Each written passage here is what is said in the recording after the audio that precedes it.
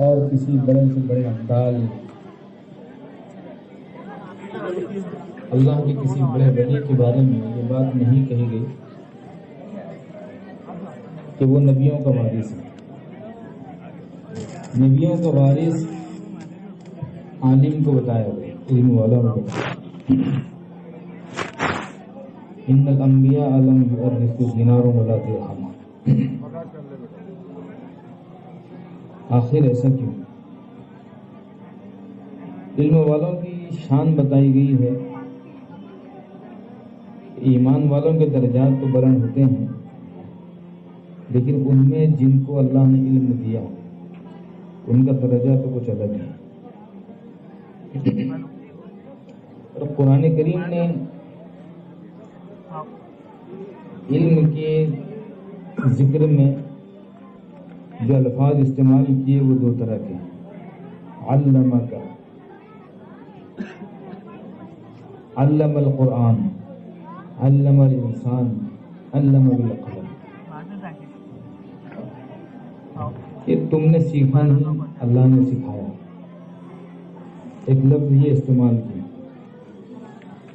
دوسرا ایک لفظ یہ استعمال کیا اوت العلم، کہ تم نے علم حاصل نہیں کیا، ہم نے تمہیں علم دیا۔ قرآن کریم نے علم کے متعلق یہ بات کیوں بیان کی اور اہل علم کا یہ مقام کیوں؟ علماء کے بارے میں یہ بات کیوں کہی جاتی ہے کہ ان کی زیارت بھی عبادت ہے؟ حافظ کے بارے میں قیامت کی ہولناکی میں ہم سب بارہا سنتے ہیں، ایسے 10 لوگ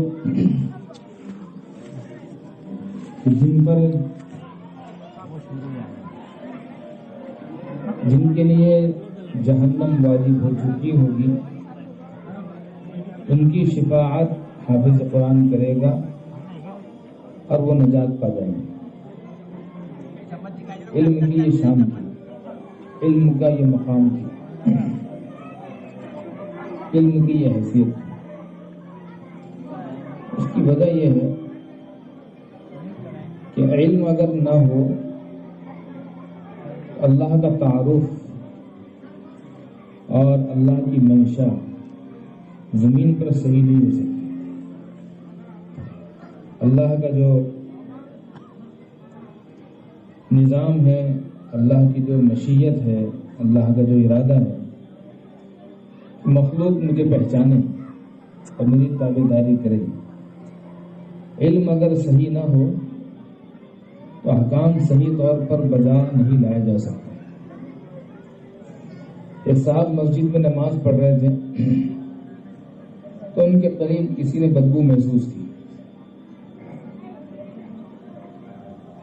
تحقیق پر معلوم ہوا کہ بدبو انہی کے پاس سے آ رہی ہے۔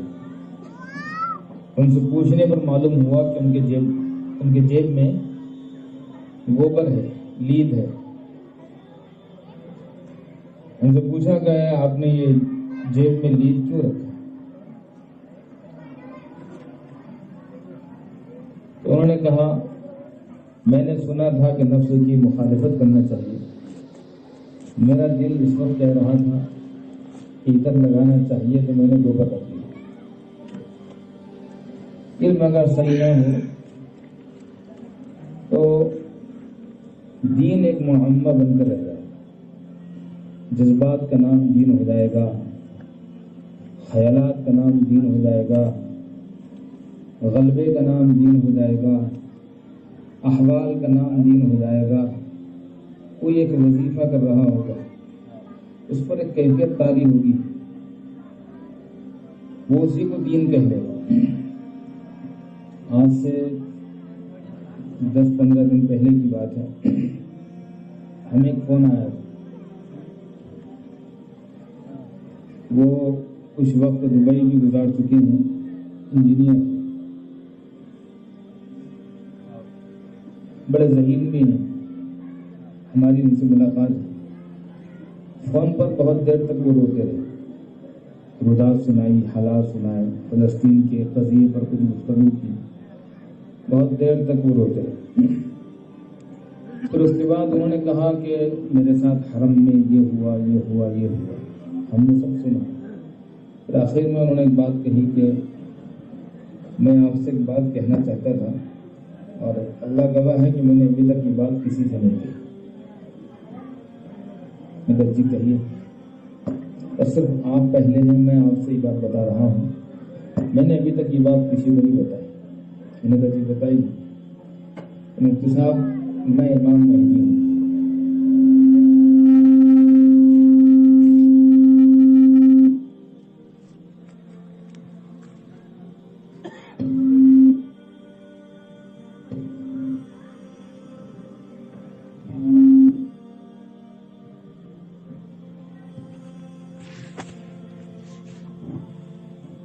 میں نے ابھی تک یہ بات کسی سے نہیں بتائی، میں آپ کو بتا رہا ہوں کہ میں امام مہدی ہوں۔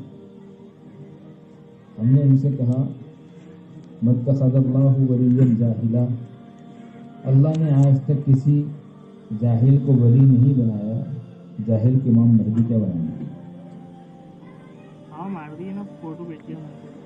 یہ بات کہتے ہی وہ چپ ہو گئے۔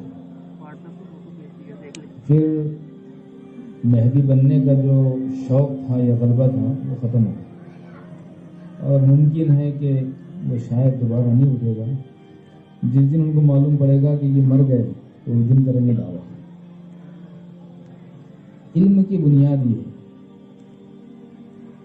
کہ وہ خوابوں کی بنیاد پر دین کو مکمل نہیں کرے گا، حالات کی بنیاد پر دین مکمل نہیں کرے گا، احوال کی بنیاد پر، غلبہ حال کی بنیاد پر وجد طبیعت میں طاری ہو جائے اور اچھے خواب دکھنے شروع ہو جائے،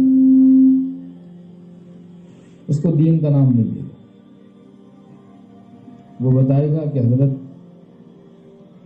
آپ روزانہ خواب میں مکہ مکرمہ اور مدینہ منورہ دیکھتے ہوں گے، اس کی بنیاد پر ہم آپ کو ولی نہیں کہہ سکتے۔ ولی بننے کا معیار ہے سنت رسول اللہ صلی اللہ علیہ وسلم۔ کسی اللہ والے کے بارے میں ہے، اور شاید حضرت جنید بغدادی کے بارے میں رحمۃ اللہ علیہ، اپنے مریدوں کے ساتھ کھڑے تھے کہ ایک صاحب ہوا میں اڑ کر آئے، دور ریت کا ٹیلا تھا، اس پر نماز پڑھی، ہوا میں چلا گیا۔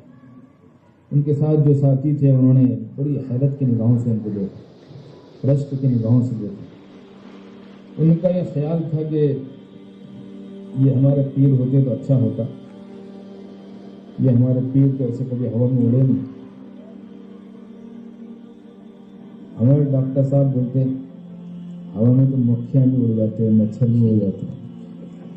ان سے پوچھو کہ کسی میں جب کشف ہوتا ہے تو اگر کہتے ہیں ڈاکٹر صاحب جانوروں کو کشف ہوتا ہے، ان کو پتہ چل جاتا ہے، جانور عذاب قبر سنتے ہیں۔ یہ چیز رشک کے قابل نہیں ہے، رشک کے قابل اتباع سنت ہے۔ انہوں نے ان کو ہوا میں اڑ کر دیکھا تو رشک کیا۔ حضرت جنید بغدادی رحمۃ اللہ علیہ اپنے مریدوں کو لے کر وہاں تک گئے، ریت کے ٹیلے پر ان کے سجدوں کے نشانات محفوظ ہو گئے تھے۔ انہوں نے بتایا کہ دیکھو انہوں نے سجدے میں انگلیاں اس طرح رکھی ہے، سنت اس طرح ہے، کوئی ایک سنت بھی اگر چھوڑ دے وہ اللہ کا ولی نہیں ہو سکتا۔ ولی کسے کہتے ہیں؟ اس کو مثال سے سمجھیے کہ جو ہمارے بچے سے محبت کرتا ہے ہم اس کو سینے سے لگاتے ہیں، اس کو دعوت دیتے ہیں۔ جو ہمارے بچے سے پیار کرتا ہے ہم اس سے پیار کرتے ہیں۔ اللہ کا اعلان بھی یہ ہے کہ تم میرے محبوب سے پیار کرو گے میں تمہیں ولی بنا دوں گا۔